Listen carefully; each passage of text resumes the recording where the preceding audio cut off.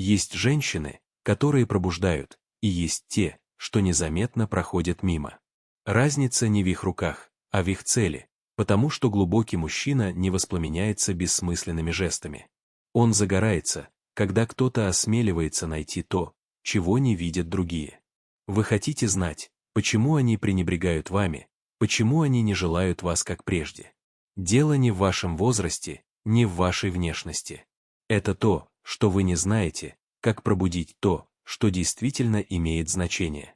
И пока вы думаете, что желание рождается только в постели, вы будете продолжать крутиться в разочаровании, невидимые. Сегодня я открою 5 мест, которых мужчина жаждет, чтобы к нему прикоснулись, хотя он никогда в этом не признается. Места, которые активизируют его разум, его тело и его душу. Последнее из них самое преобразующее, но и самое сложное, если вы не знаете, как его использовать. Это откровение для тех, кто устал быть невидимым. Оставайтесь до конца, вы узнаете факты, которые вам никто никогда не разглашал и в которых он никогда не признается. Вы когда-нибудь прикасались к мужчине, и ничего не происходило. Никакой искры, никакого изменения во взгляде, даже малейшего изменения в дыхании. Просто это неловкая тишина, которая дает понять, что ваши действия не вызвали отклика. Я скажу вам почему. Потому что вы коснулись того, чего касаются все остальные, но ему это не нужно. Вот в чем проблема. Вы пытаетесь взломать сейф, используя ту же комбинацию, которую использовали 30 лет назад, и ничего из этого больше не работает. Давайте перейдем к первой точке – поясница. Там его броня начинает таять. Неудивительно, что именно там накапливается тяжесть лет, не только физическая усталость, но и эмоциональное истощение. Человек, который жил, содержал семью, сталкивался с разочарованиями и принимал решения, которые его истощали. Ему не нужны руки, которые касаются его без причины. Его нужно касаться присутствием, которое говорит «Я здесь, и я вижу тебя». Представьте себе это. Он стоит перед вами, что-то чинит дома, отвечает на электронные письма, погруженный в ту же рутину, которая его обычно окружает. Вы подходите, не произнося ни слова, и кладете руку на изгиб его поясницы. Не резко, не с явным томлением, но с твердостью и уважением. Жест, который ищет не секса, а присутствия. И в этот момент, если все сделано правильно, что-то меняется.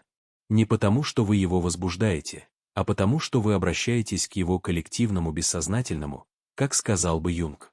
Вы напоминаете ему, что кто-то все еще видит в нем парня, что кто-то признает то, чего не хватает всем остальным.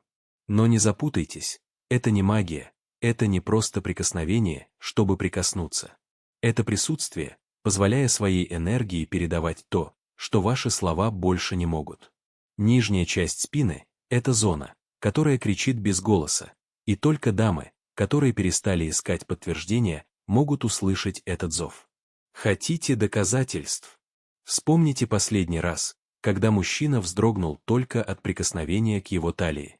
Вероятно, это было так давно, что вы даже не отождествляете это с чем-то физическим, потому что вы жили, веря, что драматические жесты, смелые слова или действия в спальне – это то, что поддерживает желание.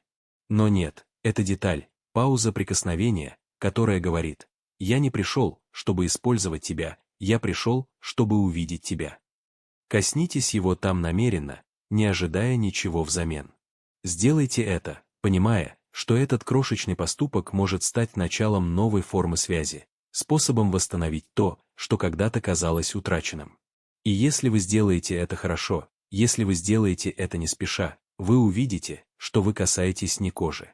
Это его тень, как бы это описал Юнг, его история, его битва, его тоска по тому, чтобы его заметил кто-то, кто не относится к нему как к добытчику, родителю или другу, а как к цельному человеку. Вот так и начинает пробуждаться желание, не из плоти, а из души. И это, мой друг, мало кто понимает. Второй момент – прикосновение, которое возрождает то, что было забыто. Если вы уловили то, что я упомянул ранее, то вы уже знаете, что желание не загорается с поверхности. Оно загорается, когда вы прикасаетесь к нему с целью, когда вы даете мужчине почувствовать, что под пеплом все еще есть огонь. И этот огонь питается неочевидным, а забытым. Мы добрались до второй критической точки, внутренней части руки. Прикосновения, которые возрождают то, что было забыто, потому что там, куда мало кто смотрит, находится одна из самых мощных зон для создания эмоциональной и физической связи. Но поскольку она не видна, не названа, большинство людей игнорирует ее, и эта глупость стоит вам его желание. Внутренняя часть руки – это область, которая, согласно нейропсихологии, заполнена очень чувствительными нервными окончаниями. Но это вторично. Что действительно имеет значение, так это то, что эта точка прочно связана с эмоциональным воспоминанием. Да, воспоминанием о привязанности, которое хранит первые нежные прикосновения, любящие жесты и настоящие ласки от того, кто не искал ничего, кроме присутствия. Когда вы касаетесь этой области с нежностью и силой, вы не соблазняете его как беспокойного подростка. Вы активируете скрытые архетипы, как сказал бы Юнг.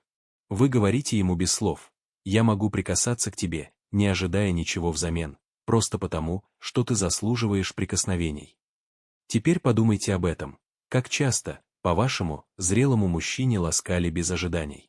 Сколько раз кто-то прикасался к нему только для того, чтобы напомнить ему, что он все еще жив, все еще достоин безусловной привязанности? Очень редко, потому что с возрастом прикосновение становится механическим или исчезает. Женщины вокруг него перестают его гладить с интересом. Они воспринимают его как отца, приятеля и опору, но не как мужчину.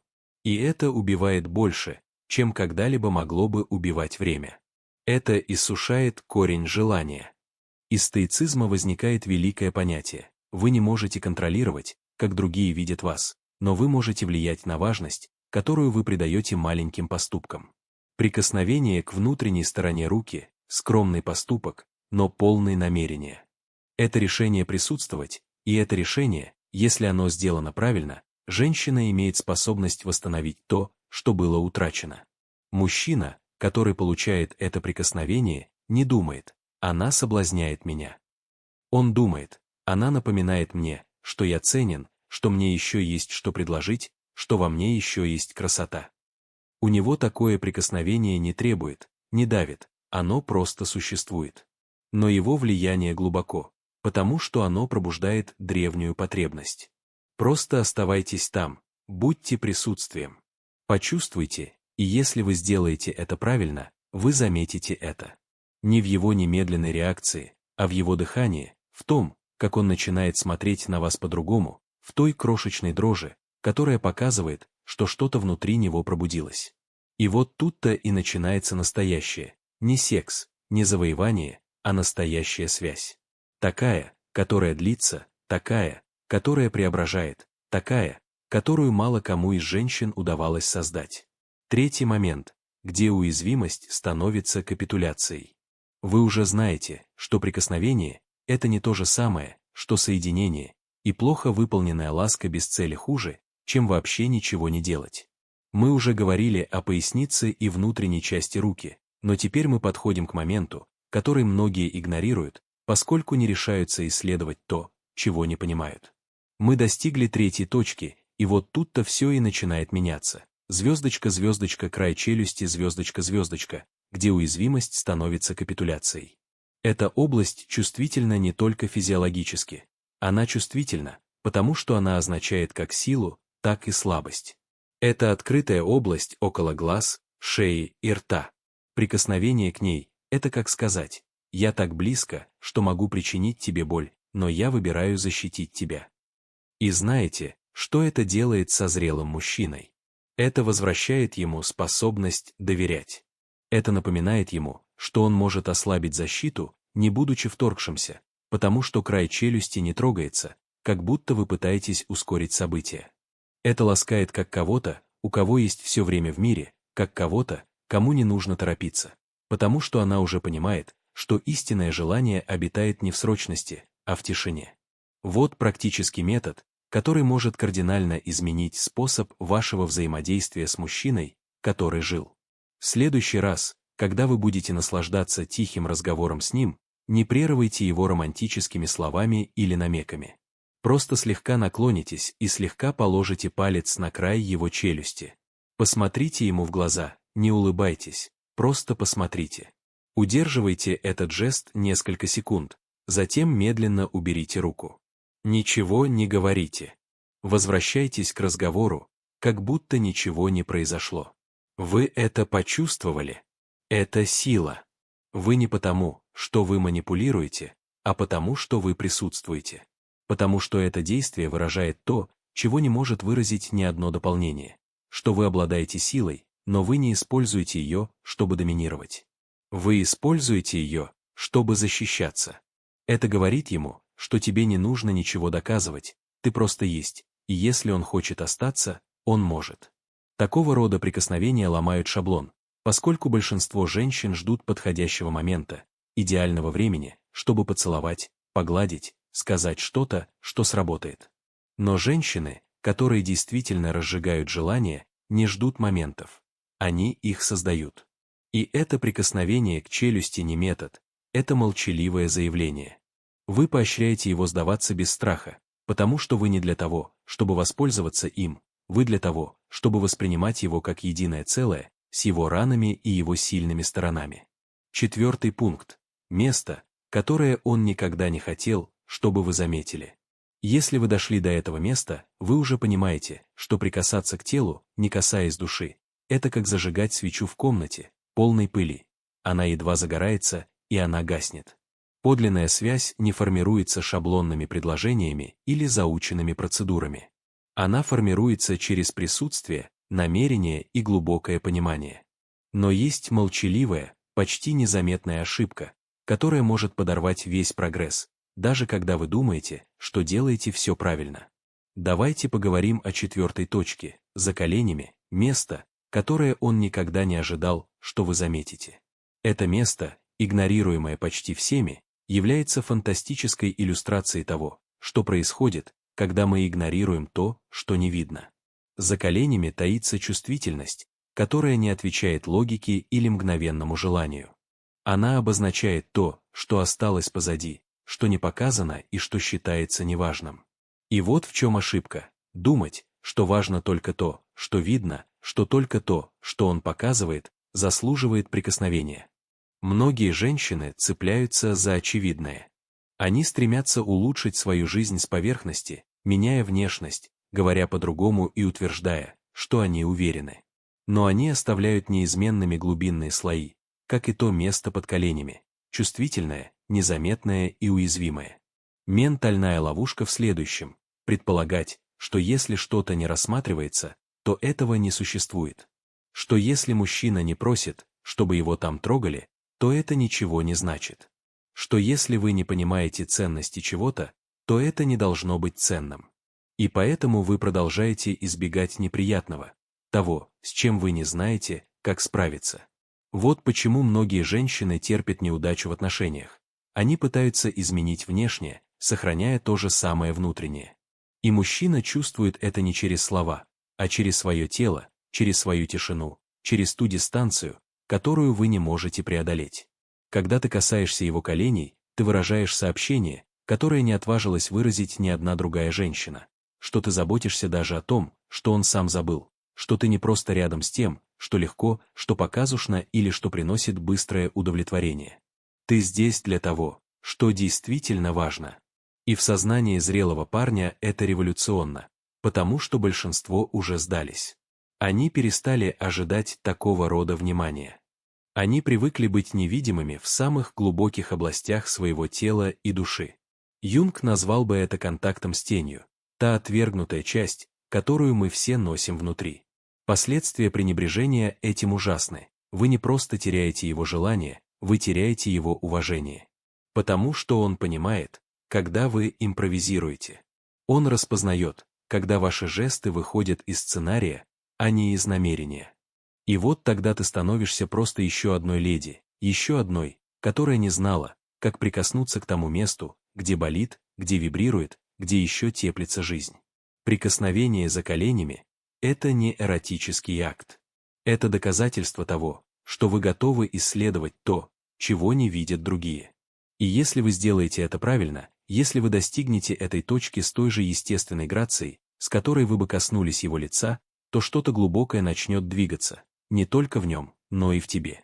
Потому что когда ты приучаешь себя замечать то, чего не видит никто другой, уважать то, что другие упускают из виду, ты начинаешь видеть и свою собственную жизнь по-другому. Вы начинаете осознавать все, что вы игнорировали в себе, ваши тревоги, ваши подавленные эмоции, ваши желания, чтобы к вам относились с уважением, с любопытством, с присутствием. Так что не обманывайтесь. То, что может показаться базовым местом на теле, на самом деле является порталом в душу. И этот портал открывается только для тех, кто не боится столкнуться с невидимым, для тех, кто ищет не быстрых результатов, а настоящей трансформации. Пятый и последний пункт – связь, которая выходит за пределы тела. Мы достигли конечной стадии этого путешествия, и если вы действительно слушали все до сих пор, вы уже знаете, что это не о техниках соблазнения. Речь идет о воссоединении с тем, от чего многие уже отказались – самоуважением. Это пятая точка, и не просто место на теле. Это символ всего, что вы игнорировали, звездочка, звездочка, скальп, звездочка, звездочка, связь, которая выходит за пределы тела. И если вы не понимаете, что это значит, вы будете продолжать оставаться в плену на поверхности, веря, что желание физическое, хотя на самом деле оно церебральное, эмоциональное и духовное. Юнг назвал бы это точкой взаимодействия с анимусом, мужским духом, который каждая женщина носит внутри. Прикосновение к голове мужчины – это не то же самое, что провести пальцами по его волосам. Это касается корня его внутренней вселенной, места, где формируются идеи, беспокойства и сомнения. Это безмолвно говорит ему: «Я не просто желаю твоего тела, я желаю твоего разума, и я готов бережно его хранить». Но не все могут это сделать, потому что если сделать это плохо, это кажется навязчивым, неловким и неудобным. Однако, если это сделано хорошо, это требует полного присутствия. Это должна быть леди, которая не боится тишины, потому что ее пальцы сами передают информацию. И вот тут-то и возникает дилемма. Большинство женщин не выносят тишины. Они требуют немедленных результатов. Они хотят, чтобы он отреагировал, дал им знак, какое-то одобрение. А когда они этого не получают, они чувствуют фрустрацию, отстраняются или, что еще хуже, делают себя жертвами. Они заявляют: «Я все сделала правильно, а он даже не посмотрел на меня». Они не понимают, что желание возбуждается не давлением, а терпением, что прикосновение к голове не должно возбуждать, а должно соединять, давать ему почувствовать, что кто-то наконец может обнять его, не проси ничего взамен. Но если вы продолжите искать короткие пути, вы закончите так же, как и многие другие, расстроенными, сбитыми с толку и не понимающими, почему он продолжает закрываться. Обоснование простое. Дело не в том, что он больше не может чувствовать, дело в том, что он больше не доверяет. И своим нетерпением, своим отчаянием вернуть что-то, ты усиливаешь то, чего он уже боится, что раскрытие того не стоит, что ни одна женщина по-настоящему не знает преимуществ глубокой связи. Скальп, если его погладить намеренно, вызывает выброс окситоцина, гормона доверия. И если вы можете заставить его почувствовать это с вами, без секса, без манипуляций, тогда вы прикасаетесь к тому, что действительно имеет значение. Но это нелегко. Это требует другой точки зрения. Вам нужно перестать вести себя как эмоциональная попрошайка, надеясь, что он оправдает ваше существование. Вам нужно начать двигаться как леди, которая уже целостна, потому что только из этой полноты можно прикасаться без потребности, без страха, без срочности. Вот в чем разница между дамами, которые стимулируют желание, и теми, кто просто пробуждает жалость. Изменение этой модели не начинается с изменения ваших жестов. Оно начинается с корректировки вашего намерения, с осознания того, что если вы не готовы соединиться со своей душой, лучше вообще не прикасаться. Потому что мужчины чувствуют это не через кожу, а через энергию, и если ты пуста внутри, он это почувствует. Так что развивайтесь, но делайте это по-настоящему, не обещаниями, не красивыми словами, а присутствием, терпением и уважением. И если вы не знаете, с чего начать, начните с этого. В следующий раз, когда вы с ним, оставайтесь безмольными. Приблизьтесь, Мягко коснитесь его головы. Оставайтесь там, дышите спокойно, не ждите реакции. Вы просто оставайтесь. Потому что всего лишь один скромный, искренний поступок может пробудить в нем то, к чему никто другой никогда не имел доступа. Его тоска по доверию снова. И когда это произойдет, приготовьтесь, потому что вы не просто будете прикасаться к мужчине, вы будете контактировать с тем, что Юнг назвал бы своим «я», своей глубочайшей сущностью. И вот тут-то и начинается настоящее. Вот тут-то и рождается настоящее желание. Если вы зашли так далеко, вы не такой, как все. Потому что большинство людей сдаются, когда становится больно, когда правда бьет по их эго или напоминает им о том, чему они позволили умереть внутри. Но ты остался. Ты послушал, ты размышлял. И теперь ты на распутье. Продолжай жить и касаться жизни поверхностно, или осмелься коснуться того, что действительно имеет значение. Никто не может заставить вас проснуться. Но если что-то, что вы услышали сегодня, нашло глубокий отклик в вас, то вы не сможете это развидеть. У нас пришло время почтить память тех, кто никогда не сдавался, тех, кто все еще чувствует, что может вернуть себе уважение, страсть и присутствие. Если вы одна из них, напишите это в комментариях вместе с вашей нацией. Всего 4 слова. «Я люблю мудрость». Эта фраза говорит сама за себя, потому что это касается не только мужчин, понимаете, это касается вас. О том, как вы выбираете взаимодействовать с миром, со своими эмоциями и с вашим достоинством. Я Габриэль, и этот канал «Дом мудрости» существует не для того, чтобы развлекать вас или говорить вам то, что вы хотите услышать. Он существует, чтобы разбудить вас, вернуть силу, которую вы отдали другим. Здесь мы не говорим пустыми понятиями или легкими обещаниями. Мы говорим о жизни с силой, с интеллектом, с целью. Подпишитесь сейчас, если это сообщение зажгло что-то внутри вас, не для меня, для вас. Потому что присоединение к этому сообществу подразумевает решение проснуться, даже когда это больно. Это значит, что больше не нужно жить в оцепенении и начать двигаться с ясностью. Поделитесь этим видео, возможно, кому-то еще нужно услышать то, что вы только что поняли. И не уходите пока. Это видео не конец, это только начало. На экране появится еще 2. Одно покажет вам, как восстановить утраченное уважение, другое, как создать границы без чувства вины. Выбирайте то, что больше всего нужно вашей душе прямо сейчас, поскольку этот разговор еще не закончен, он только начался.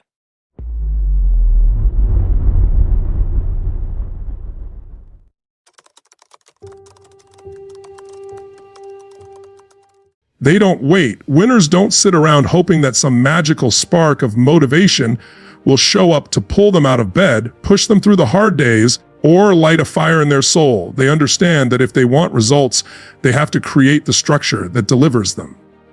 They don't leave success to chance, they engineer it. They build habits that don't rely on how they feel. They don't ask, do I feel like doing this today? They just do it because they know that discipline wins over feelings every single time. Motivation is fleeting. It comes and goes like the weather. But habits, those are permanent. They are your internal program, the invisible script that drives your life forward when no one is watching, when the cheers fade, and when the spotlight is gone. Winners take the power back from emotion and give it to commitment. They know that if they can build the right systems, the right routines, and the right habits, they won't have to rely on momentary inspiration. They'll have built a machine that doesn't stop. They don't scroll through videos trying to feel inspired. They lace up their shoes, they open the book, they make the call, they show up. Over and over again, it's boring sometimes, it's repetitive. But it works. It works because greatness isn't found in a one-time burst of energy.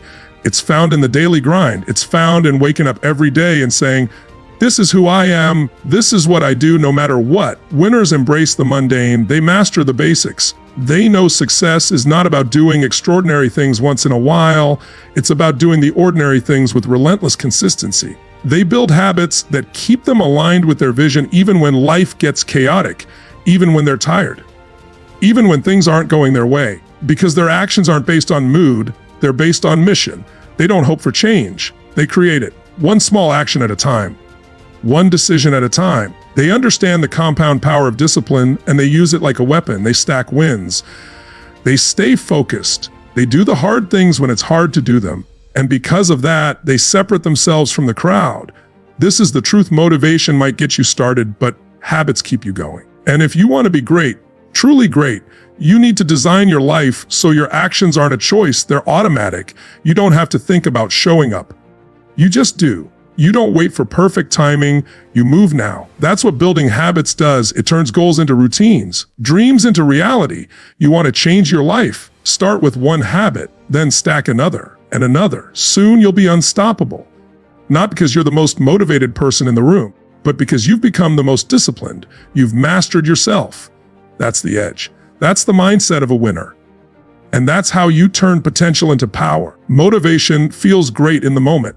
It's that fiery burst of energy when you're inspired, that electric jolt that makes you believe you can conquer anything. But motivation is fleeting. It comes and goes like a spark in the dark. You can't build an empire, transform your life, or achieve greatness on something that's inconsistent. The truth is simple and undeniable. Habits outperform motivation every single time.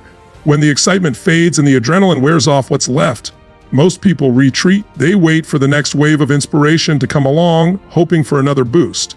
But high performers, the ones who dominate their goals and leave lasting legacies, they don't depend on motivation. They anchor their lives in habits, daily, intentional, relentless habits that show up even when they don't feel like it, because that's the difference maker. You see, habits are the system behind every transformation. They're the silent builders of momentum.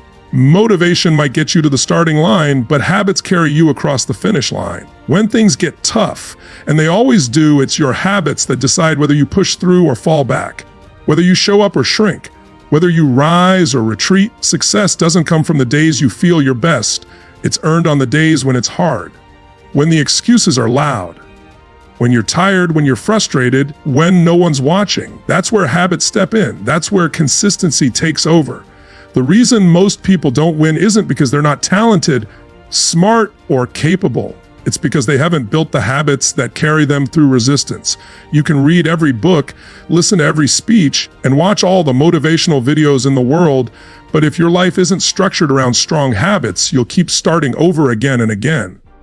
That's the exhausting cycle. Motivation gets you excited, but when life hits, excitement fades.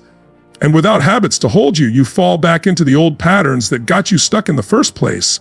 But here's the power of habits. Once they're locked in, they don't ask how you feel. They don't check if you're inspired. They just run. You've programmed your mind and body to do the work regardless of emotion. That's freedom. That's discipline. That's what it takes to build something extraordinary. Because the world doesn't reward what you start, it rewards what you finish. And you don't finish with bursts of motivation.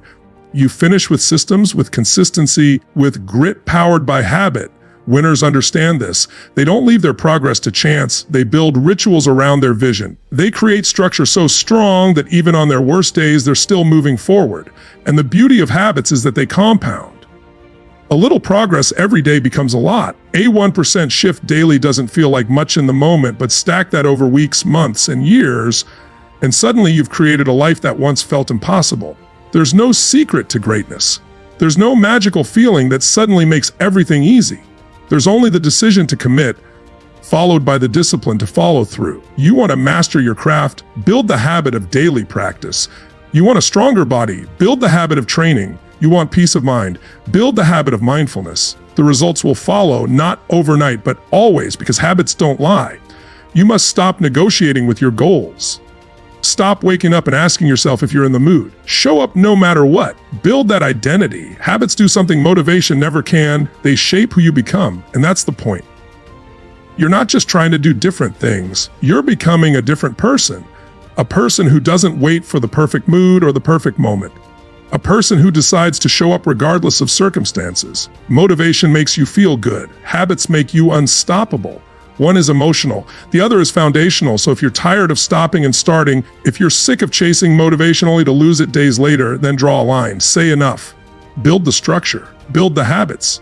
Build the routine that makes quitting harder than continuing. That's how you win. Every breakthrough is built on a mountain of habits.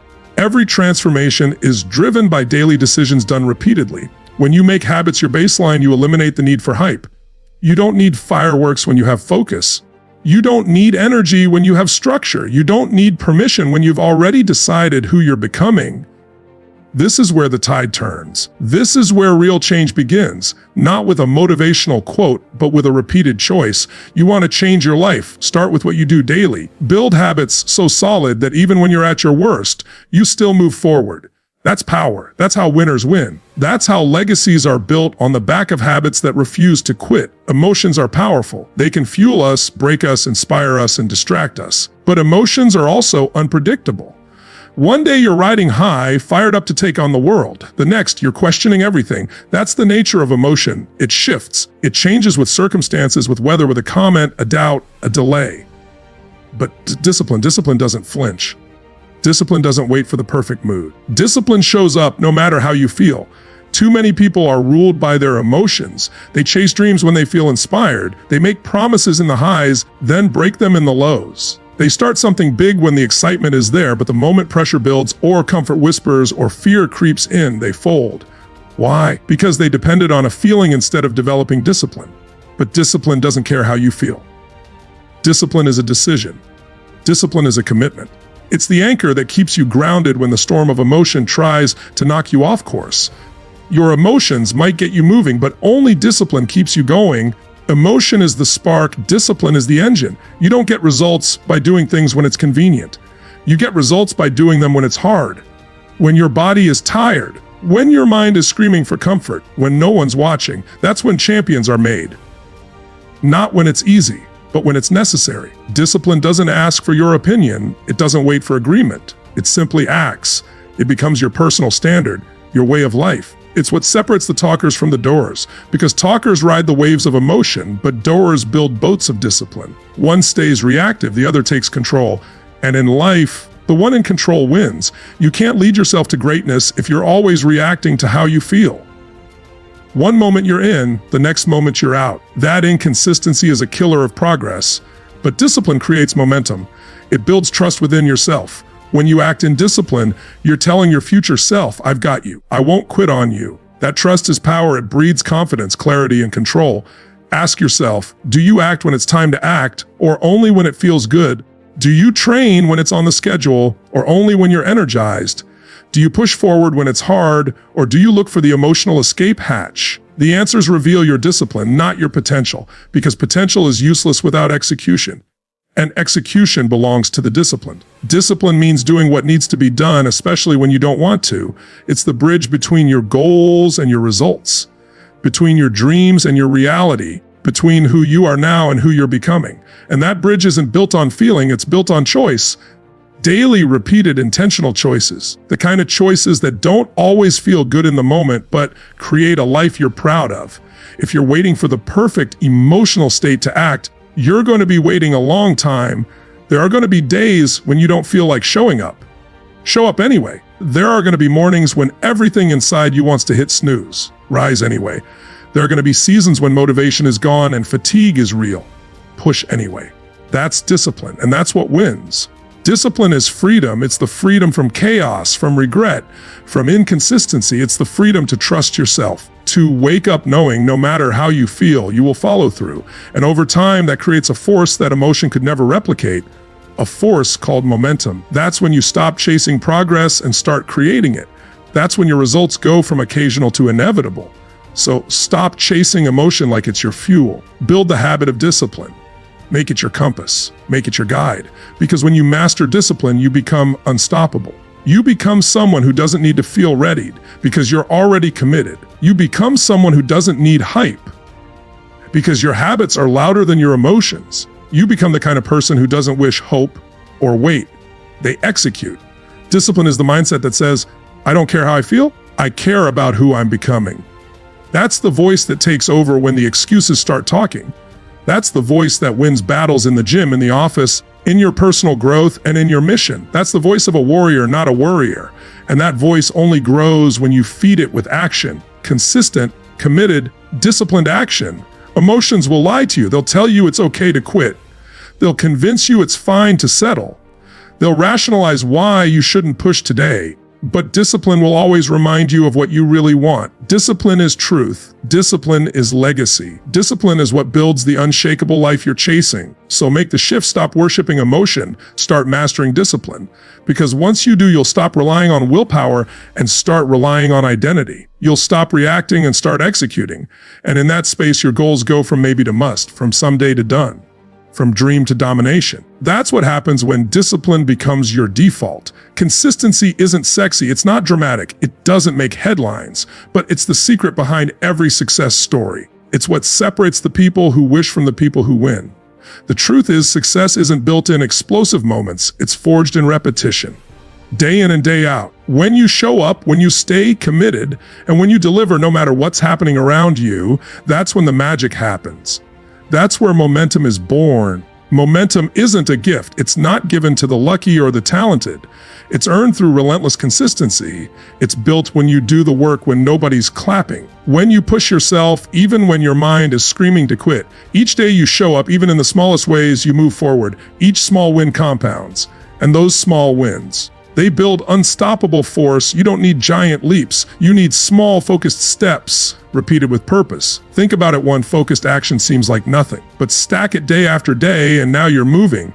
You're no longer trying to get motivated every morning, you're running on discipline. That's momentum. And once it kicks in, everything becomes easier, not because the work is less, but because you've become more capable, more focused, more driven. When you're consistent, you train your mind and your body to move forward automatically. You eliminate hesitation.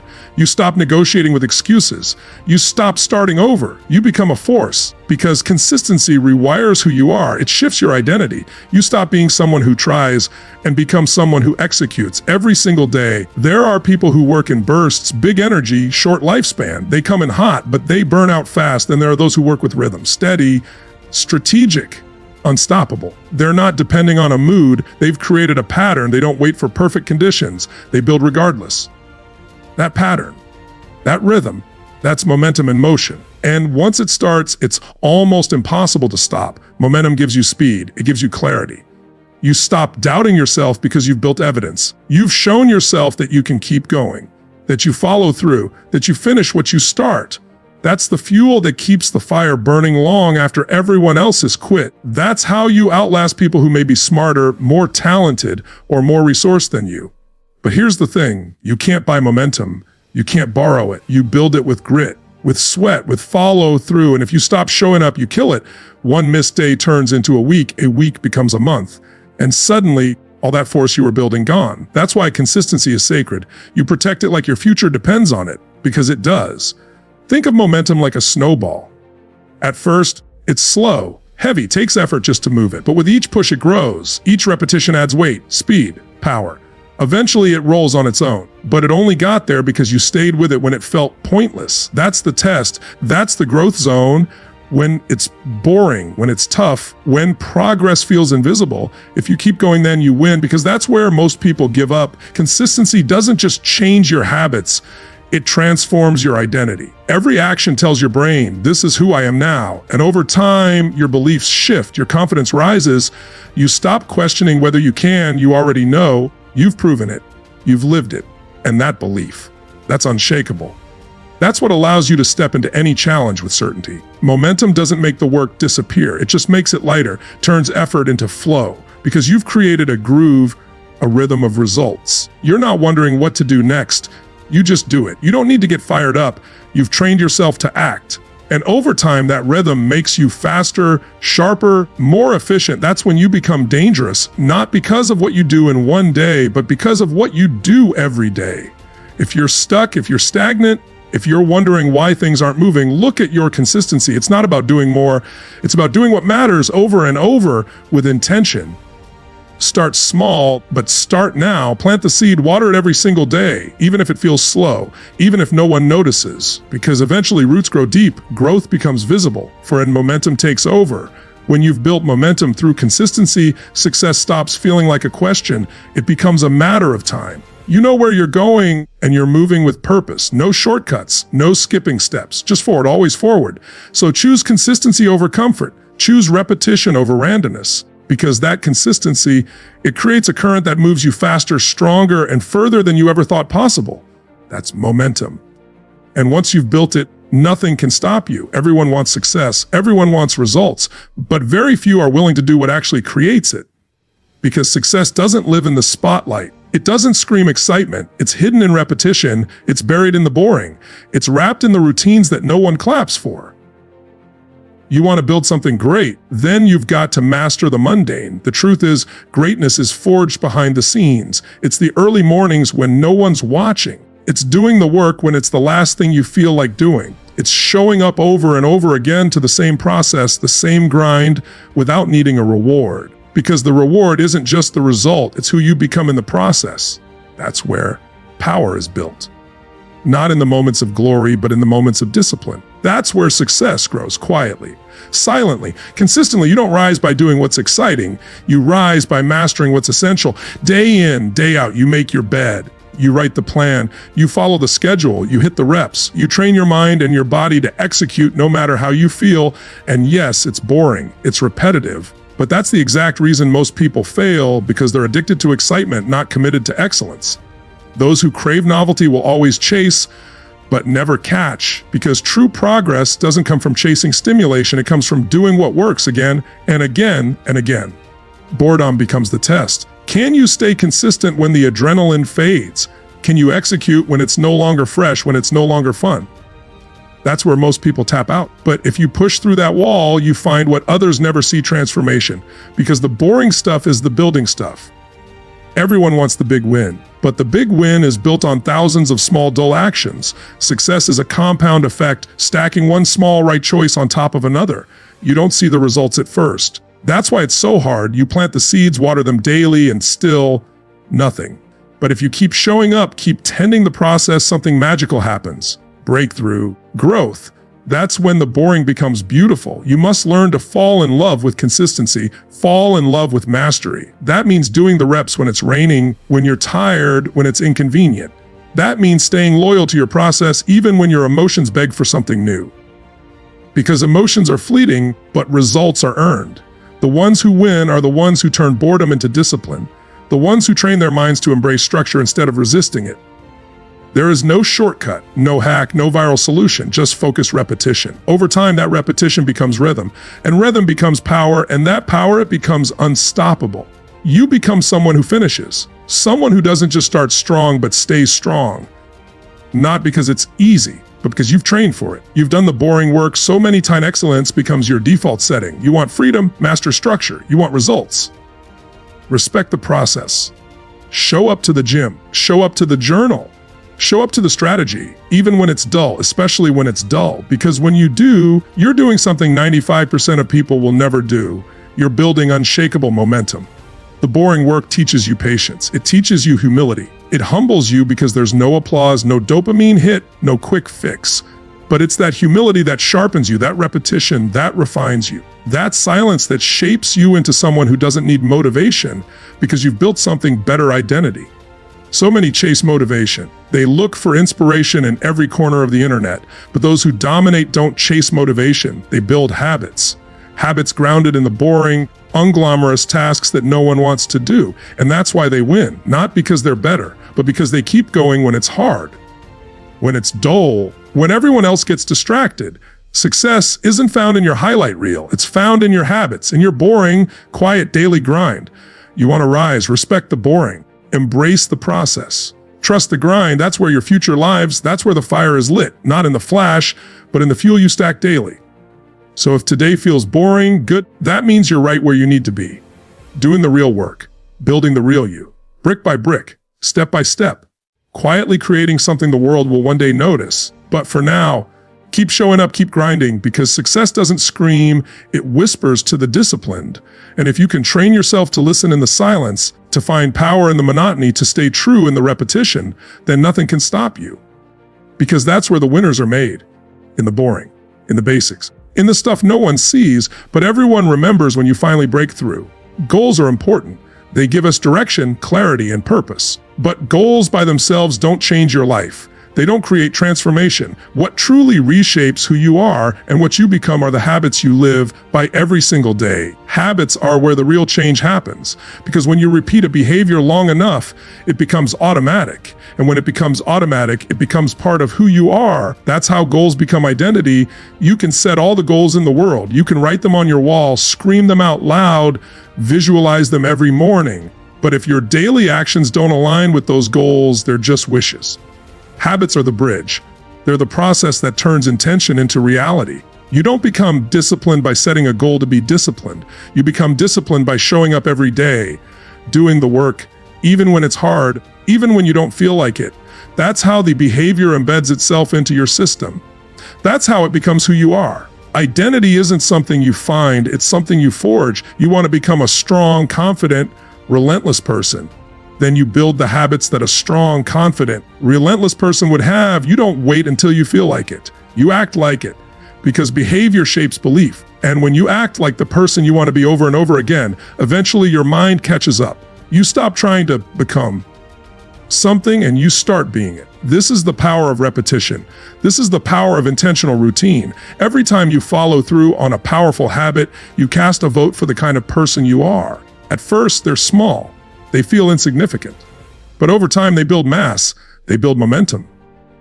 And one day you look in the mirror and you don't see the person who was trying anymore. You see the person who became.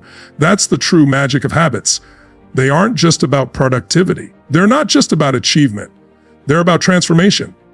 Habits don't just help you reach the goal. They make the goal irrelevant because you've become someone who doesn't need the external motivation anymore.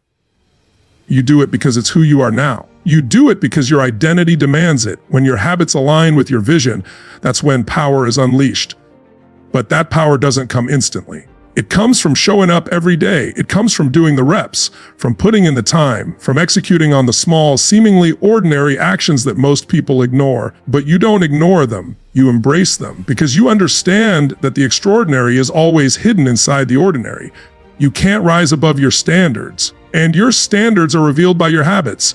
You don't accidentally become successful. You don't stumble into confidence or excellence. You build it, you live it, and you repeat it so many times that it becomes non-negotiable. That's how identity is built, not from the outside in, but from the inside out. Not from what you say you'll do, but from what you actually do. This is why consistency matters, not because it's sexy, not because it's fun, but because it creates identity. And when your identity is built on high performance habits, you become unshakable. You don't need to get motivated. You operate out of alignment. You don't hope things will work. You make them work because that's who you are. The real shift happens when you stop chasing goals and start upgrading the system that gets you there. That system is your habits. That system is your daily actions. Because the truth is, we always fall to the level of our systems. And if your system is weak, your identity will be weak. But if your system is powerful, built on discipline, focus, and resilience, then your identity becomes bulletproof. So don't just set goals, build the habits that reflect them. Wake up like the person who already has the result. Train like the person who's already achieved it. Think, speak, and act like the version of yourself that no longer questions the outcome, because the outcome is inevitable when the identity is strong. The question isn't, will I reach the goal? The question is, can I build the habits of the person who lives at that level? If the answer is yes, then the goal becomes a byproduct. You don't just hit targets, you become someone who lives above them. That's the power of habits. That's the power of identity. And once those two align, nothing can stop you, not doubt, not failure, not fear. Because the strongest force in your life will always be the story you believe about yourself. And that story is written by your actions, not your intentions. Your life will always reflect your habits. So choose them wisely, repeat them relentlessly, and watch your identity rise to match the destiny you were built to claim. Success doesn't happen by chance. It doesn't fall from the sky or come as a result of one lucky break. It's forged through relentless repetition, through a routine so committed, so consistent, that it separates the people who say they want it from the ones who are actually building it. Routine isn't about doing what's easy, it's about doing what's necessary over and over again, even when no one is watching, even when it's not exciting, even when the results don't show up right away. That's the difference between average and unstoppable. Winners don't dabble. They don't show up when they feel like it. They don't take breaks when things get uncomfortable. Winners lock into their routine like it's oxygen, because they understand something the rest of the world refuses to admit. Progress isn't found in intensity, it's found in consistency, in the grind, in the mundane, in the daily habits that build brick by brick what others will one day call overnight success. While others search for hacks and shortcuts, winners stick to the fundamentals. They train when others sleep. They plan while others party. They review their goals when others are distracted. It's not glamorous, it's not flashy, it's not always fun, but it works. And that's what matters. Because relentless routine isn't about comfort, it's about control. It's about creating a rhythm of progress so strong that distractions can't break it, doubt can't weaken it, and fear can't slow it down. When you commit to a relentless routine, you begin to operate differently. Your focus sharpens, your energy aligns, your clarity deepens. You don't wake up wondering what you need to do, And because you act repeatedly, without needing permission, without needing motivation, without needing applause. The people who win at the highest levels don't do more things. They do the right things more consistently. They design their days with purpose. They train their minds to operate under structure. And most importantly, they make their routine non-negotiable. It's not, if I feel like it, it's, this is what I do. They don't leave their success up to emotion. They anchor it in execution. And here's what most people never understand. The real test isn't talent, intelligence, or luck. The real test is repetition. Can you stay committed when the excitement fades? Can you show up every day when progress is slow? Can you follow through with excellence when no one is cheering? That's what builds a winner. That's what defines greatness. It's not the loud moments, it's the silent ones. The early mornings, the late nights, the lonely hours of mastery that stack up to create undeniable results. Every successful person you see is standing on a mountain of effort that most never saw. It's not the highlight reel that made them. It's the routine. It's the commitment to do the work regardless of feelings, regardless of circumstances, regardless of how tired or discouraged or overwhelmed they felt. Because routine isn't dependent on mood, it's built on mission. You must decide what your mission is, then create a daily routine that brings that mission to life. Don't complicate it. Don't overthink it. Just build it and keep showing up for it. Make it so ingrained in your life that breaking it feels unnatural. That skipping it feels like betrayal. That delaying it feels like sabotage. That's how you win. That's how you build momentum that never stops. That's how you create unstoppable consistency. And eventually something shifts. The effort you once had to force becomes automatic. The resistance you once felt turns into rhythm. The grind becomes your groove. And what once felt like work becomes part of your identity. That's the gift of relentless routine. It doesn't just build results, it builds you. It strengthens your mind, it sharpens your focus, it trains your spirit to dominate regardless of the external world. In the end, there are no secrets, no shortcuts, no miracle solutions. There is only the decision to commit and the discipline to stay committed. You want to separate yourself from the rest. Build a routine they can't keep up with. Show up more consistently than anyone else. Execute with precision, passion, and purpose day in and day out. Let others make excuses while you build execution. Let others chase motivation while you master discipline. Because the truth is simple, relentless routine separates the winners. And when you lock into yours, nothing and no one can stop you.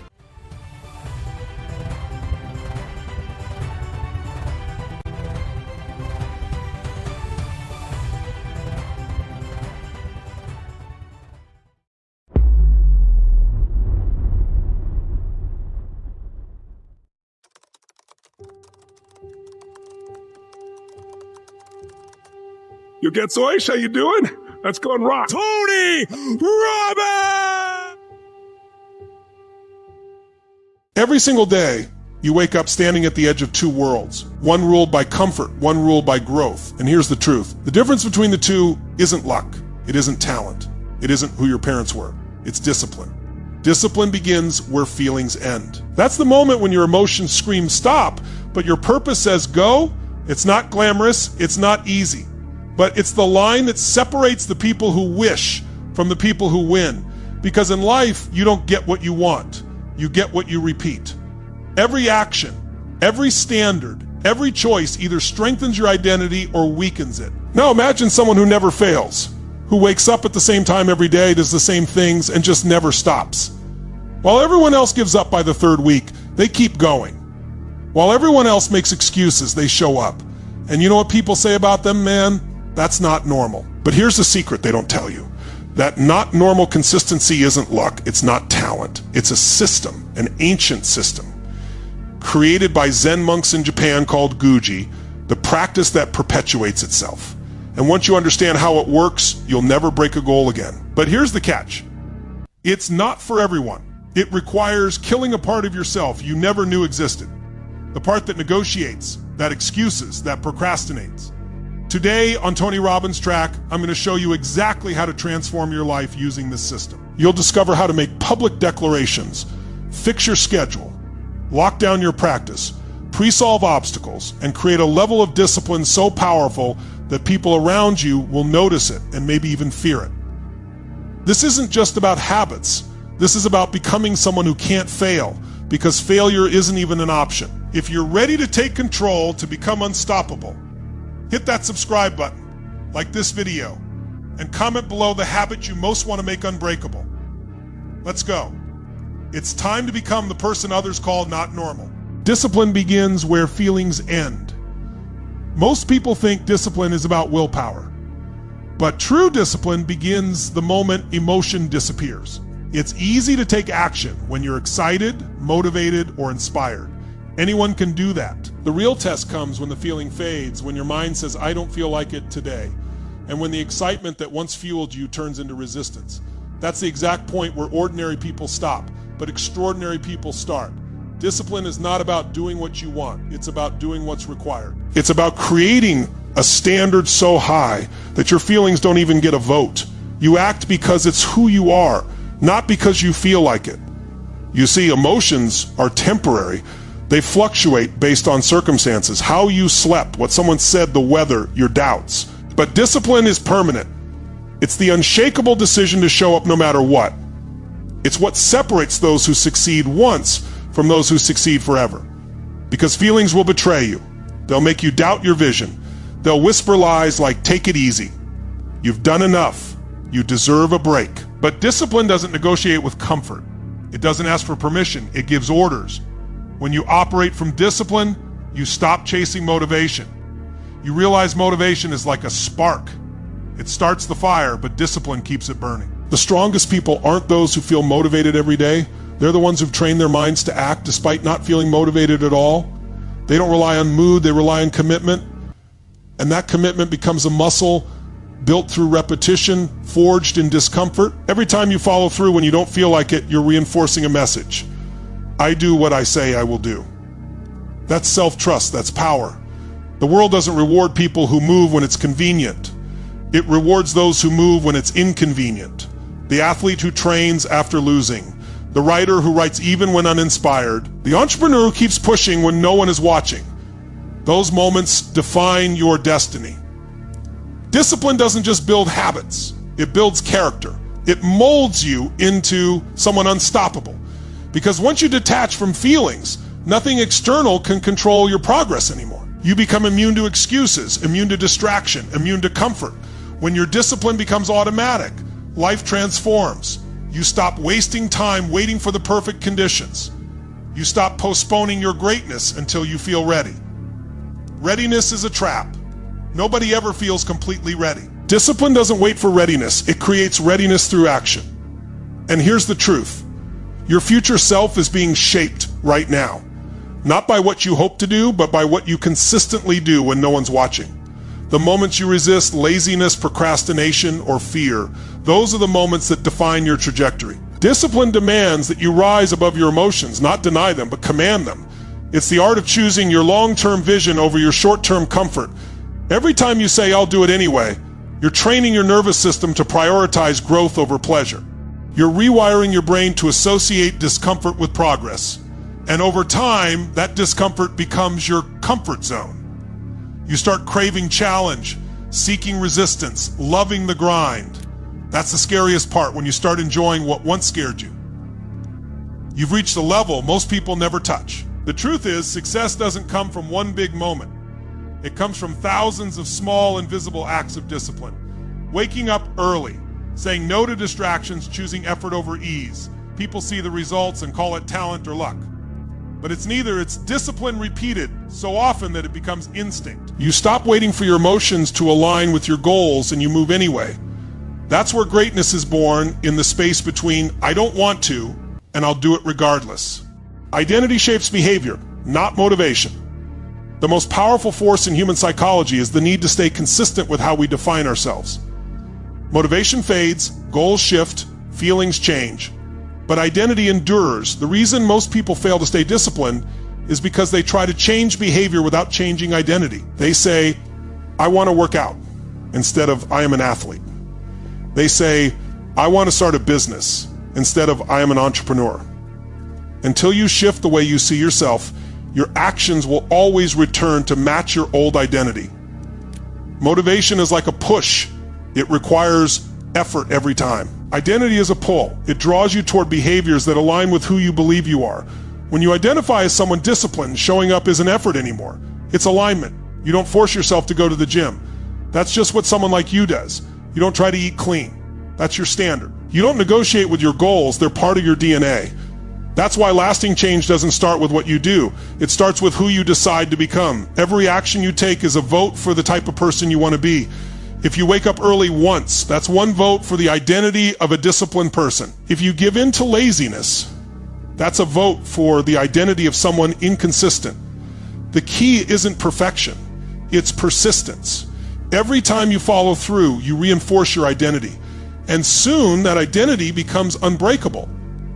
When your sense of self becomes tied to excellence, mediocrity feels unnatural. When you start to believe I'm the type of person who doesn't quit, quitting becomes impossible. You see, your brain is always trying to stay consistent with your self-image. If you see yourself as average, you'll sabotage anything that threatens to prove otherwise. But if you see yourself as unstoppable, your brain will find a way to stay congruent with that belief. That's why people with strong identities move differently. They don't hope to win. They expect to. They don't rely on motivation. They rely on who they are. When Tony Robbins says, raise your standards, he's not talking about setting new goals. He's talking about changing identity. Because when your standards rise, your behavior follows. You no longer tolerate your old habits, excuses, or procrastination. You hold yourself to a higher code. You stop saying, I'll try, and start saying, this is who I am. That subtle shift rewires everything.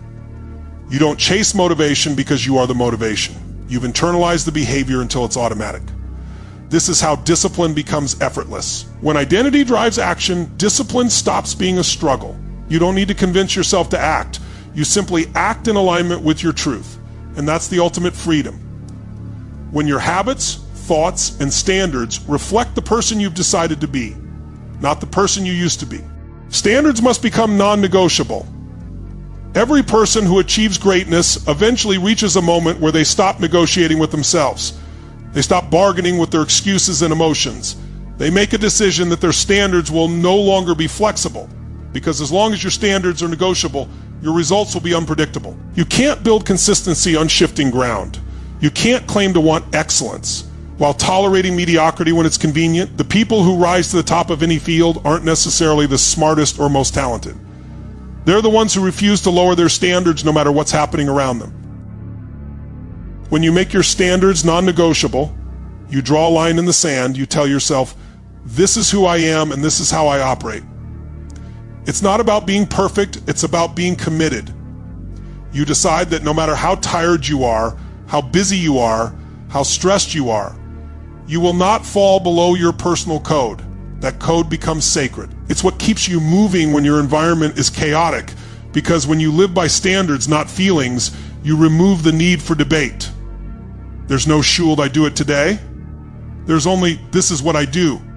Most people fail not because they lack potential, but because they keep negotiating with their own weakness. They tell themselves they'll start tomorrow or next week or when things feel right, but those negotiations are the death of discipline. Every time you compromise, you teach yourself that your word means nothing. You break trust with yourself. And when you no longer trust your own promises, you lose confidence, clarity, and control. But when you start keeping your word, even in small things, you rebuild that trust. You begin to believe in your ability to follow through. That belief becomes your backbone. High standards create high self-worth. When you expect more from yourself, you attract more from life. Because life responds to what you tolerate. If you tolerate procrastination, you'll live in delay. If you tolerate excuses, you'll live in stagnation. But if you demand excellence, you'll create momentum. It's not the universe that changes, it's you. The moment your standards shift, everything around you must adjust to match them. People treat you differently. Opportunities appear differently. Even your energy shifts because your mind and body are now calibrated to higher performance. Think about anyone who's achieved mastery, athletes, artists, leaders, entrepreneurs. They don't operate by chance. They operate by standard. They have rules for themselves that are unbreakable. A professional doesn't need someone to tell them to practice. A warrior doesn't need motivation to train. Their standard is their motivation. They don't wait for accountability from others because they hold themselves accountable. That's the real power of non-negotiable standards. They make you self-sufficient. You don't need external validation because your inner standard demands excellence, whether anyone's watching or not. When you adopt non-negotiable standards, you stop accepting excuses from yourself and others. You no longer allow laziness to disguise itself as rest or procrastination to masquerade as patience. You see through your own lies. And when that clarity sets in, it's both liberating and terrifying because it means there's no one left to blame. You can't hide behind circumstances anymore. You realize it's all on you, your effort, your focus, your decisions, but that's also where your power begins. When you take full ownership, you gain full control. Most people keep their standards low because high standards require pain. They demand discipline, sacrifice, and honesty. But that pain is what purifies you. It strips away weakness. It forces you to evolve every time you refuse to drop your standards, even when it hurts. You're proving to yourself that you're capable of more, and the more you uphold your code, the stronger your identity becomes. Eventually, it's no longer something you have to think about. It's just who you are. The kind of person who doesn't break their own rules. The kind of person who does what needs to be done, regardless of mood, circumstance, or comfort. Pain is the entry fee for transformation. Everyone wants to change, but no one wants to suffer. Everyone wants growth, but few are willing to pay the price that growth demands. Pain is not punishment. It's payment. Every transformation requires a toll, and that toll is discomfort. The reason most people stay stuck is because they keep avoiding that payment. They run from the very experiences that would set them free. But those who embrace pain as part of the process are the ones who evolve, because pain reveals what comfort hides. Pain forces awareness. It strips away illusions. It exposes weakness, fear, and limitation. It demands that you confront yourself, not the version you show the world, but the one you hide from it. That confrontation is uncomfortable, but it's necessary. You cannot transform what you refuse to face. The pain you avoid today becomes the suffering you live with tomorrow. But the pain you face today becomes the strength you carry forever. It's through struggle that you develop character, patience, resilience, and depth. Think about the process of building muscle. You tear the fibers so they can grow back stronger. Without that controlled damage, there is no growth. Life operates the same way. Every setback, rejection, and heartbreak is a form of tearing, a breakdown that makes room for a breakthrough. The pain isn't there to destroy you. It's there to develop you. But only if you face it consciously, with the understanding that this is the price of elevation. When you run from pain, you run from power. Because pain is the teacher of every truth worth learning. It teaches you discipline when motivation fails. It teaches you gratitude when comfort blinds you. It teaches you humility when pride clouds your vision. Every person who has ever reached greatness has a story of pain. Not because they were special, but because they didn't waste it. They turned pain into fuel. They used it to sharpen focus, to deepen hunger, to strengthen purpose. Pain refines perspective. When you've been through real struggle, minor problems stop shaking you. You stop reacting emotionally to every inconvenience. You start to see challenges as training instead of punishment.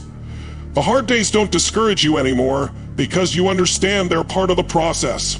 You know that every time life pushes you, it's preparing you.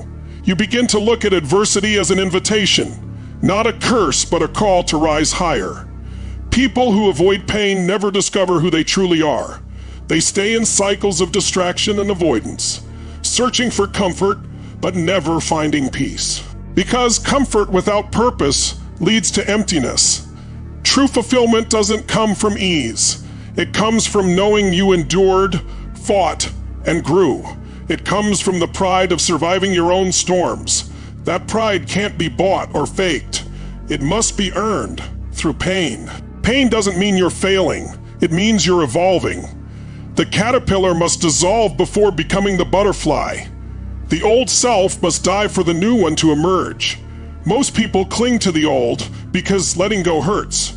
But transformation is impossible without that surrender. The moment you stop resisting pain and start embracing it, it loses its control over you. You realize it's not the pain itself that hurts. It's the resistance to it. Acceptance turns pain into power. Every dream has a price tag, and that price is discomfort. The higher your goal, the higher the pain you must be willing to endure. That's why success is rare. Not because it's complicated, but because it's painful. Most people want the reward without the process. But you can't have both ease and evolution. You have to choose those who choose pain consciously, who see it as a friend instead of an enemy, are the ones who transform not just their results, but their identity. They become unbreakable, not because life stops testing them, but because they've learned to walk through fire without fear. Consistency beats intensity every time. Most people approach their goals with bursts of energy. They go all in for a few days, a few weeks, maybe a few months, and then they crash. They burn out because their effort was driven by emotion, not principle. Intensity is seductive. It feels powerful. It feels productive, but it rarely lasts. The truth is, success doesn't belong to the person who works the hardest for a short time. It belongs to the one who shows up the most over time. Consistency builds what intensity can't. Momentum. And momentum is what makes discipline sustainable. The person who works out every day for 20 minutes will always surpass the one who trains like a maniac for a week and then quits for a month. The person who reads 10 pages a day will outgrow the one who devours a book in a weekend and never picks another one up. Life rewards consistency because consistency compounds. Every small action, repeated over and over, multiplies until it becomes unstoppable. It's not the single effort that changes your life. It's the pattern of effort that rewires who you are. Consistency is the quiet killer of doubt. When you show up again and again, even when results aren't visible, you're proving to yourself that you can be relied on. And that belief becomes the foundation for confidence. People think confidence comes from success, but it actually comes from self-trust. You build that trust by honoring your word daily, not occasionally. You start believing that if you say you'll do something, you'll do it, no matter how you feel. That kind of self-belief isn't built overnight. It's earned in the small, invisible repetitions. Intensity feeds on emotion, but consistency feeds on structure. Intensity burns bright, but consistency burns long. The key to mastery isn't doing everything perfectly once. It's doing it well enough repeatedly until perfection becomes second nature. That's why so many people start strong and fade away. They're addicted to excitement, not growth. Growth is often boring. It's repetition, routine, monotony. It's doing the same thing again and again while no one's watching. But that boredom is the birthplace of mastery. Consistency also exposes truth. When you're consistent, patterns emerge. Your strength, your weaknesses, your tendencies, you start seeing what works and what doesn't because you've built enough data from showing up. You can't improve something you don't measure, and you can't measure something you don't repeat. Every day you stay consistent, you're gathering feedback, refining your craft, improving your precision. That's what separates amateurs from professionals. Pros don't rely on inspiration, they rely on system. The most dangerous thing about intensity is that it creates an illusion of progress. You feel like you're advancing fast because the effort is extreme, but without consistency, that progress evaporates. Consistency may not always look impressive, but it's the only thing that builds permanence. It doesn't care about how motivated you are. It doesn't depend on the weather, your mood, or other people. It just demands one thing: show up. Even if it's not perfect, even if it's small, show up. Because over time, those small moments become massive transformations. And here's what most people miss. Consistency isn't about doing everything every day. It's about doing something every day. Progress, not perfection. One step forward, even if it's tiny, is better than standing still. When you commit to consistent effort, you activate the compound effect. A principle that says small, repeated actions multiply exponentially over time. What starts as 1% improvement, a day turns into massive change over months and years. The discipline to stay consistent is the secret weapon of every high performer. The people who win long-term are those who can endure the lack of excitement. They don't need fireworks to stay focused. They've made peace with repetition because they know repetition creates reliability. They know that the process itself is the prize. Consistency makes your dreams inevitable because it removes randomness from the equation. Once you commit to showing up no matter what, results become a matter of time, not luck. Comfort kills greatness silently. Comfort is the most dangerous addiction in the world because it doesn't look harmful. It disguises itself as safety, peace, or self-care, but behind that mask lies stagnation. Comfort whispers that you deserve a break, that you've done enough, that it's okay to slow down. And while you listen, life passes you by. Every time you choose comfort over growth, you reinforce weakness. Every time you settle for easy, you distance yourself from excellence. Greatness doesn't live in comfort. It lives in challenge. The problem is, most people confuse comfort with happiness, and that confusion traps them in mediocrity. The truth is, nothing extraordinary grows in a comfortable environment. Muscles grow under tension, diamonds form under pressure, leaders rise through adversity. Everything strong is shaped by stress. Yet people spend their entire lives avoiding it. They build routines around convenience, choosing what feels good now over what will make them great later. That's why comfort is so deadly. It kills dreams slowly, without pain, without warning. It doesn't destroy you in one blow. It erodes your potential bit by bit until there's nothing left but regret. Comfort numbs ambition. The more you indulge in it, the harder it becomes to leave. It trains your brain to avoid effort, to choose pleasure over progress. You start lowering your expectations to match your laziness. You tell yourself you're fine where you are, but deep down, you're not fulfilled. You're just comfortable. Comfort feels safe, but it's a trap disguised as peace. It gives you short-term relief, but steals long-term meaning. Growth only begins when you step outside your comfort zone. The human spirit was not designed for stagnation. It was built for expansion. Every breakthrough, every innovation, every transformation begins with discomfort. When you push yourself into the unknown, your body resists, your mind screams, but that's the sign you're growing. Discomfort is the compass pointing toward progress. The more you resist it, the more you delay your potential. Comfort also destroys urgency.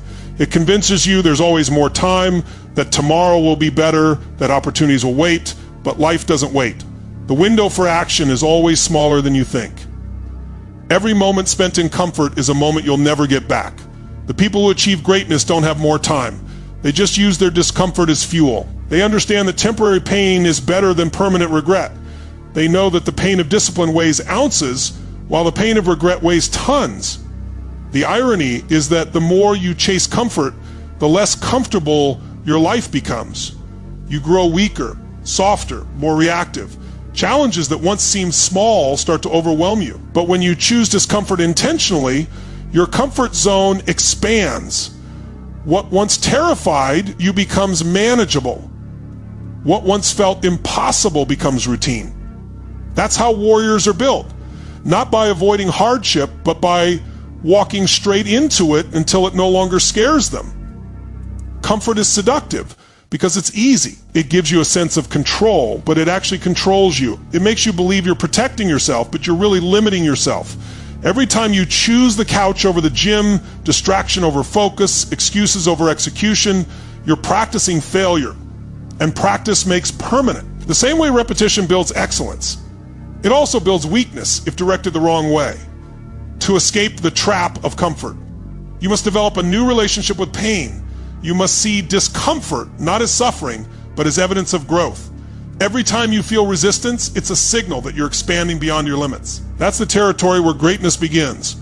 Comfort is easy, discomfort is earned, and everything meaningful in life is earned. The mind obeys the rules you set for it. Your mind is like a powerful machine. It will follow whatever instructions you program into it, whether they serve you or destroy you. Most people never realize that their mind is always listening, always learning, always adapting to the standards they set. If you constantly tell yourself you're tired, your mind believes it and your body follows. If you tell yourself something is hard, it becomes harder. But if you give your mind clear commands, not suggestions, not hopes, but commands, it obeys. It doesn't argue, it executes. The problem is, most people are giving the wrong commands without realizing it. They tell their minds stories of limitation, weakness, and fear, and the mind simply complies. You're always training your brain, whether intentionally or not. Every thought you repeat becomes a pathway, every belief a command. The mind doesn't understand jokes or exaggeration. It takes repetition as truth. When you say, "I can't," it doesn't question why. It just stops trying. When you say, "I will," it starts searching for a way. That's the difference between people who rise and people who stay stuck. They're running on different programs. One has trained their mind to expect progress. The other has trained it to expect failure. You have to discipline your mind like you would a wild animal. It doesn't become obedient through comfort. It becomes obedient through consistency. Every time you resist distraction, silence fear, or push through laziness, you're teaching your mind that you are in control, not your impulses. Over time, your thoughts stop arguing with your goals. They start aligning. You no longer waste energy debating whether to act. Your mind already knows the answer. That's what true mental conditioning looks like. Your internal dialogue creates your external results. If your inner voice is chaotic, your life will be too. But when you learn to command your thoughts with certainty, not with emotion, but with authority, you begin to reprogram your identity. You become the architect of your own focus. The most powerful people in the world are not those with perfect circumstances. They're those who have mastered their internal language. They've trained their mind to respond with discipline, not doubt. Because once your mind learns obedience, everything else follows. Master your mornings, master your life. The way you start your day shapes everything that follows. Mornings aren't just hours on a clock. They're a mental foundation, a declaration of how you'll show up to the world. If you start reactive, grabbing your phone, scrolling, rushing, your mind learns chaos before it learns control. You begin the day on defense. But when you claim the morning, you claim your mind. You teach yourself that you lead the day, not the other way around. That first hour sets the rhythm for every decision, every thought, every emotional response that follows. A powerful morning isn't about perfection or routines for routine's sake. It's about priming your state. You don't need hours, you need intention. When you wake up with clarity, gratitude, movement, or focus, you condition your nervous system to operate from power instead of pressure. You tell your brain, "This is who I am, centered, driven, ready." That one decision in the morning builds momentum that compounds all day. Because energy flows where attention goes. And when your first attention is purpose, the rest of your day aligns around it. People underestimate how fragile focus is in the morning. One distraction can steal hours of productivity. One lazy thought can spiral into a day of excuses.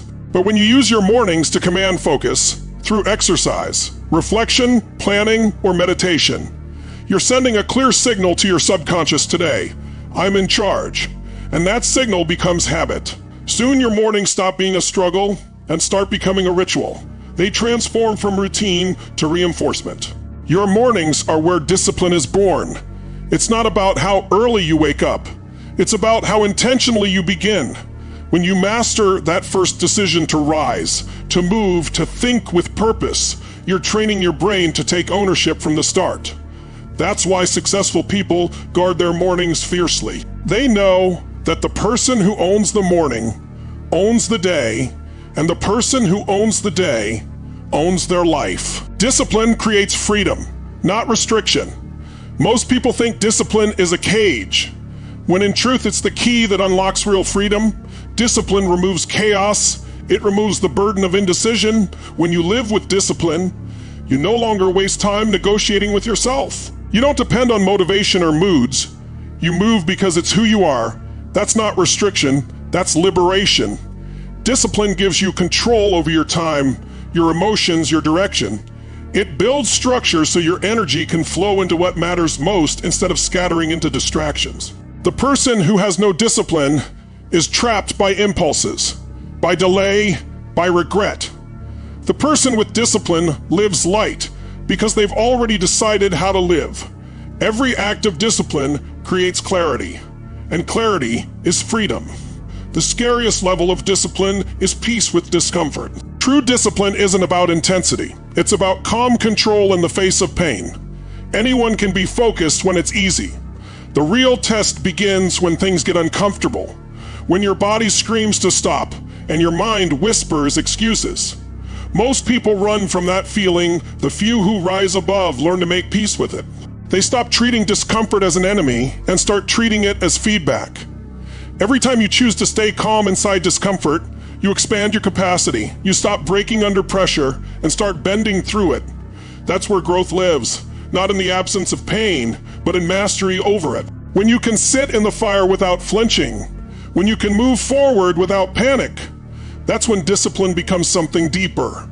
It becomes identity. Congratulations. You've just taken the first step toward a level of discipline most people can't even imagine. Remember, it's not about talent, luck, or who you are today.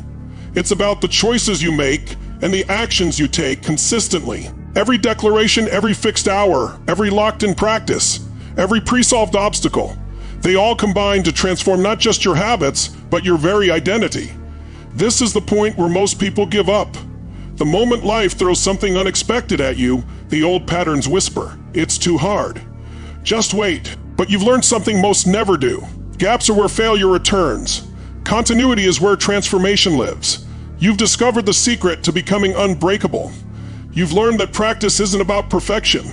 It's about persistence, about moving forward when everything inside you says stop.